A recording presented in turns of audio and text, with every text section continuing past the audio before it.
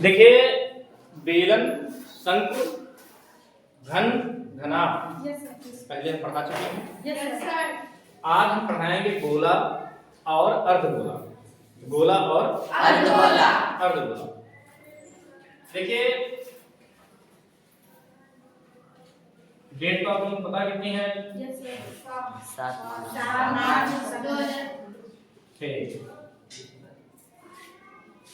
हमने पहले भी कहा था, आज फिर से कह रहे हैं, क्या आप गोला और वृत्त में अंतर जानते हैं? मैथ वाले बच्चे गोला और वृत्त में अंतर जानते हो? Yes sir. गोला भी गोल होता है, वृत्त भी गोल होता है। तो अंतर क्या होता है? क्योंकि गोले में ऊंचाई होती है। क्या अंतर होता है? है। वृत्त में ऊंचाई नहीं होती है। वृत्त जो है 2D आकृति है, 2 डायमेंशन, यस सर। और जो गोला है 3D है, है नहीं? 3 डायमेंशन आकृति है। देखिए गोला जो है इस तरह से होता है, ठीक है, ये गोला है। गोला में जो ये त्रिज्या होती है, ये सेंटर पॉइंट होता है, और ये इसकी क्या होती है? त्रिज्या। इसमें आधार का क्षेत्रफल नहीं होता है। क्या नहीं होता है? आधार का क्षेत्रफल। क्यों नहीं होता आधार का क्षेत्रफल? क्योंकि इसमें आधार ही नहीं होता है। जैसे गेंद है, गेंद को आप जमीन पर रखो तो इधर को भी लग जाएगा, उधर को भी लग जाएगा। क्योंकि उसमें प्लेन आधार नहीं होता है। जैसे बेलन है तो बेलन में एक प्लेन आधार होता है जिसके सहारे बेलन आसानी से खड़ा रहता है। जैसे ड्रम है, आराम से रखी रहती है। लेकिन गोले में ऐसा नीचे कुछ भी नहीं होता है। आधार का क्षेत्रफल इसमें नहीं होता है। सबसे पहले हम मान लेते हैं, माना गोले की त्रिज्या, गोले की त्रिज्या बराबर r। हमने गोले की त्रिज्या r मान ली। ध्यान ये रखने योग्य बात है कि गोला जो होता है उसमें ऊंचाई जो होती है वो व्यास के बराबर होती है। नहीं समझा? जैसे गेंद रखी हुई है तो गेंद जितनी ऊंची होगी वही तो उसका व्यास होगा। व्यास क्या होता है? परिधि से परिधि तक की दूरी। जब हम केंद्र से होकर नापें, ये व्यास होता है। सबसे वृत्त की या गोले की सबसे बड़ी वह जीवा, सबसे बड़ी वह जीवा जो केंद्र से होकर जाए वही व्यास कहलाती है। जो जीवा केंद्र से होकर जाएगी वो क्या कहलाएगी? व्यास कहलाएगी। तो गोले की त्रिज्या में कितनी मान ली है? r। हम लिखेंगे गोले का वक्र पृष्ठ, गोले का वक्र पृष्ठ। अच्छा, इसका वक्र पृष्ठ तो पहली बात होता नहीं है। गोले का वक्र पृष्ठ और गोले का संपूर्ण पृष्ठ दोनों सेम। गोले का संपूर्ण पृष्ठ बराबर गोले का वक्र पृष्ठ और गोले का संपूर्ण पृष्ठ दोनों होते हैं 4 पाई r स्क्वायर। 4 पाई r स्क्वायर। अब आप लोग पूछेंगे नहीं कि सर जी ऐसा क्यों होता है? क्योंकि इसमें आधार नहीं होता है। क्या नहीं होता है? आधार नहीं होता है। गोले का अगर हम आयतन निकालें, किसका आयतन? गोले का। तो गोले का आयतन बराबर होता है फार्मूला 4/3 पाई r क्यूब। क्या होता है? 4/3 पाई r क्यूब। गोले के बस इतने ही फार्मूले हैं, ठीक है? और जब हम इसको गोले को बीच से काटेंगे तो क्या बनेगा? क्या बनेगा? अर्धगोला बनेगा। अर्धगोला का मतलब आधा गोला। अर्धगोला का मतलब आधा गोला। जैसे हमने बनाया क्या, गोला। और जब इसको हम बीच से ऐसे काट देंगे तो दो बन जाएंगे अर्धगोले। ऐसे दो बन जाएंगे अर्धगोले। समझ पाए नहीं समझ पाए? अब आप अगर हम इसमें से एक गोला मिटा, आधा गोला मिटा दें, एक अर्धगोला हमने मिटा दिया, क्या बचा है? अर्धगोला।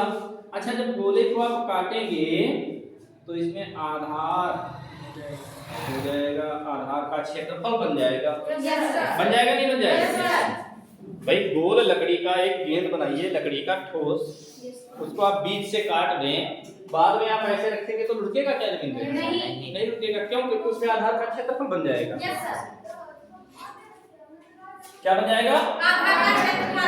तो अर्धगोले में भाई त्रिज्या वही r है।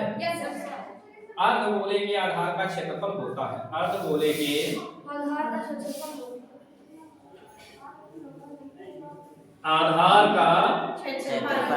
क्षेत्रफल बराबर क्या होता है? आधार का क्षेत्रफल क्या होता है? पाई आर स्क्वायर। आधार का क्षेत्रफल होता है पाई आर स्क्वायर। अब लिखेंगे अर्धगोले का वक्र पृष्ठ। क्या लिखेंगे? अर्धगोले का वक्र पृष्ठ। बताइए क्या हो जाएगा वक्र पृष्ठ? भाई देखो, गोले का था 4 पाई आर स्क्वायर वक्र पृष्ठ, तो आधे गोले का क्या हो जाएगा? 2 पाई आर स्क्वायर।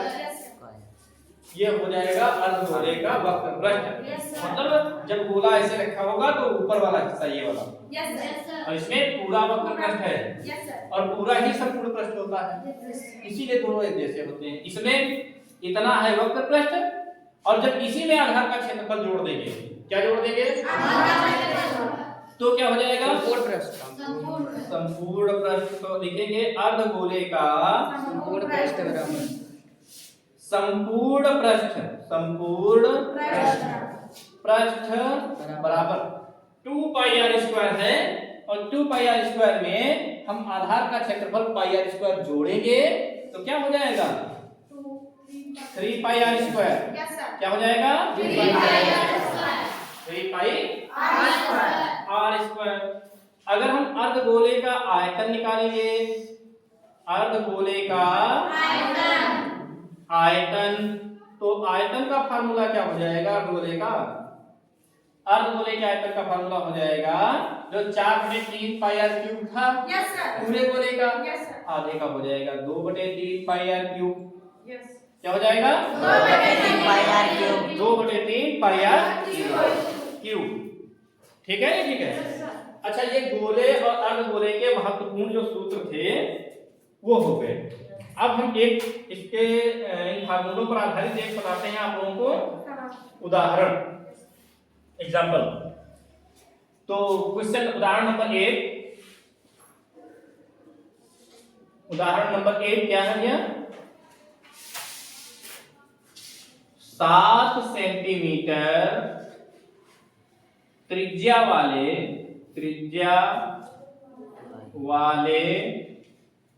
गोले का संपूर्ण पृष्ठ और आयतन ज्ञात कीजिए। आयतन ज्ञात कीजिए। देखिए यहाँ पर संपूर्ण पृष्ठ वक्र पृष्ठ अलग अलग देने की कोई जरूरत नहीं है, क्योंकि हमने बताया है संपूर्ण पृष्ठ और वक्र पृष्ठ दोनों बराबर होते हैं, तो अलग अलग निकालने की आवश्यकता नहीं है। हम हल करेंगे और लिखेंगे गोले की त्रिज्या, ऊंचाई की आवश्यकता ही नहीं है। गोले की त्रिज्या r बराबर कितना दिया है? 7 सेंटीमीटर। निकालना हमें क्या है? संपूर्ण पृष्ठ। तो हम लिखेंगे गोले का संपूर्ण पृष्ठ बराबर संपूर्ण पृष्ठ बराबर फार्मूला क्या लगाएंगे? 4 pi r square 4 pi r square. क्या लिखेंगे? 4 का 4 पाई का मान बाई बटे 7 और r का मान 7 और 7 का क्या करेंगे? स्क्वायर। तो 4 गुणे 22 बटे 7 गुणे 7 गुणे 7 से 7 को काट देंगे। अब जो बचा उसको गुणा करवा लेंगे। तो 22 से होगा 88 गुणे 7 और 8 कितना आएगा? 7 और 8 56 5 वर्ग सेंटीमीटर आ गया गोले का संपूर्ण पृष्ठ कहो चाहे वस्तु पृष्ठ कहिए। अब क्या निकालना है? आयतन। तो हम क्या लिखेंगे? गोले का आयतन गोले का आयतन बराबर फॉर्मूला क्या लगाएंगे? 4 बटे 3 पाई आर स्क्वायर पाई आर 4 बटे 3 पाई आर 4 बटे 3 पाई का मान गुणे आर का मान क्यूब लगाएंगे। क्यूब का मतलब क्या होता है? 3 बार गुणे में लिखेंगे ना। 4 बटे 3 गुणे 22 बटे 7 गुणे 7 गुणे 7 गुणे 7 से 7 को काट देंगे। 22 14 88 गुणे 7 गुणे 7 बटे 3 7 और 8 देखो 88 की 7 से अभी गुणा करवाई थी 616 आया था। 616 गुणे 7 बटे 3 7 6 हासिल कितना आएगा? 7 करना 7 4 हासिल कितना आएगा? 7 6 42 1 बटे 3। तो इधर लिख देते हैं। ये हो जाएगा 3 करना 3 चक्कू बचेगा 1 फिर 3 तिया बचेगा 2 जाएगा 22 3 सते पॉइंट 3 तिया 9। ये घन सेंटीमीटर। आयतन हमेशा घन सेंटीमीटर में आएगा। सेंटीमीटर नहीं जरूरी। देखो मीटर दिया हुआ तो मीटर में आएगा लेकिन घन लगेगा। ठीक है ना? ठीक है। तो ये सवाल आप समझ गए हैं? कोई समस्या तो नहीं है? अब एक अर्धगोले का बता देते हैं। इसी क्वेश्चन को हम जो है अर्धगोला बना देते हैं।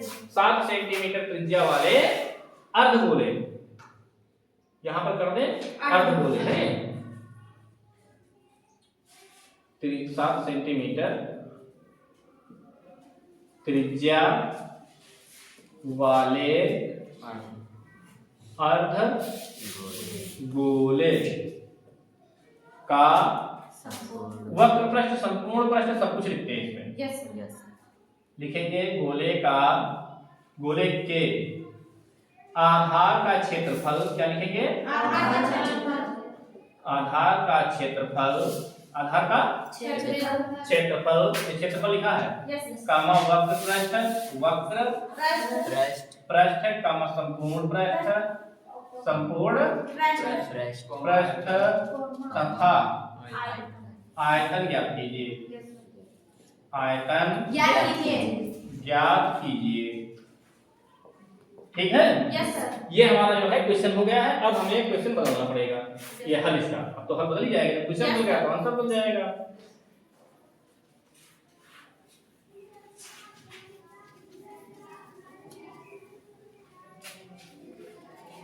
तो देखिए अर्धगोले की त्रिज्या क्या दी हुई है?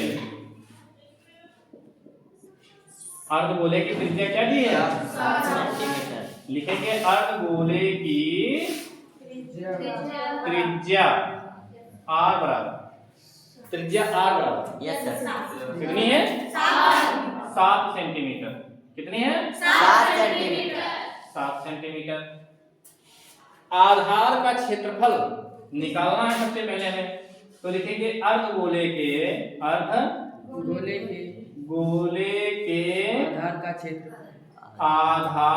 का क्षेत्रफल क्षेत्रफल लिखा है बराबर अर्धगोले के आधार का क्षेत्रफल क्या होता है? पाई आर स्क्वायर। पाई का मान क्या होता है? आर का मान क्या है? 7 7 का हो जाएगा स्क्वायर। 22 बटे 7 गुणे 7 गुणे 7 से 7 काटेंगे 7 दूनी 14 का 4 हासिल आएगा 7 दूनी 14 और 1 15 वर्ग सेंटीमीटर, क्योंकि जितने भी क्षेत्रफल होते हैं वो सभी वर्ग में आते हैं। ठीक है, अब क्या निकालना है? तो लिखेंगे अर्धगोले का वक्र पृष्ठ बराबर, अर्धगोले का वक्र पृष्ठ का फार्मूला क्या है? 2 पाई आर स्क्वायर। अच्छा 2 का 2 रहने दो, अगर हम 2 अलग कर दें तो क्या बचेगा? पाई आर स्क्वायर। और ये किसका मान निकाला गया था? भाई देखो 2 हमने अलग कर दिया, पाई आर स्क्वायर बचा, पाई आर स्क्वायर को हल करके अभी आए थे कितना आया था? 154। तो 2 गुणे 154 करने में कोई समस्या तो नहीं है? अगर आप मान रखोगे तो फिर से ऐसे लगाना पड़ेगा। आप लोग लगा लीजिएगा, तो ये हो जाएगा 2 चक्कू 2 पंचे 2 एकन्ना 3 वर्ग सेंटीमीटर।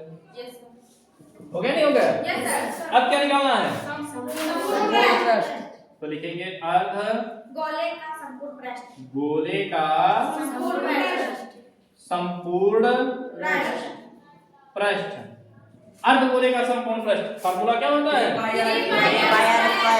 3 पाई आर स्क्वायर। अगर हम 3 अलग कर लें और पाई आर स्क्वायर अलग कर लें तो पाई आर स्क्वायर को तो हल किया है। कितना आया था? 3 गुणे 100 बराबर 3 चक्कू 12 3 पचे 15 1 16 3 का 3 1 4 462 वर्ग सेंटीमीटर। बताइए कोई समस्या हो? नहीं है। अब क्या निकालेंगे? अर्धगोले का आयतन। किसका आयतन? अर्धगोले का। फार्मूला क्या होता है अर्धगोले का? 2/3 पाई आर क्यूब। तो 2/3 पाई का मान 22/7 गुणे आर का मान 7 होता है आर का मान। लेकिन क्यूब यहाँ तो करेंगे ही, 7 से 7 कट जाएगा। 2/3 गुणे 22 गुणे 7 गुणे 7 इधर लिख देते हैं। तो 2/3 देखो 2 की 22 से गुणा करवाओगे 22 दूना 44/3 गुणे 7 गुणे बराबर 7 चौक 28 7 चौक 28 2 23 गुणे 7/3 7 8 आंसर कितना आएगा? 7 0 0 और 5 5 7 बटे 3 7 21 कट गया, 3 करना बचा 2 हो गया 26 3 8 बचा 2 पॉइंट लगाओ 0 बढ़ाओ 3 6 18 3 6 18 ये घन सेंटीमीटर में उत्तर आएगा। क्योंकि आयतन हमेशा क्यूब मात्रक में आता है। तो देखिए गोला और अर्धगोला के संभावित प्रश्नों के एग्जांपल या उदाहरण हमने बता दिए हैं। अब आप लोग जो है अपने आप इनको रिवाइज करेंगे, लगाएंगे, और अगर नहीं समझ में नहीं आया है तो वीडियो पड़ा होगा, वीडियो जो है आप लोग फिर से दोबारा देख लेंगे। ठीक है नहीं? ठीक है, बहुत अच्छी बात है भैया।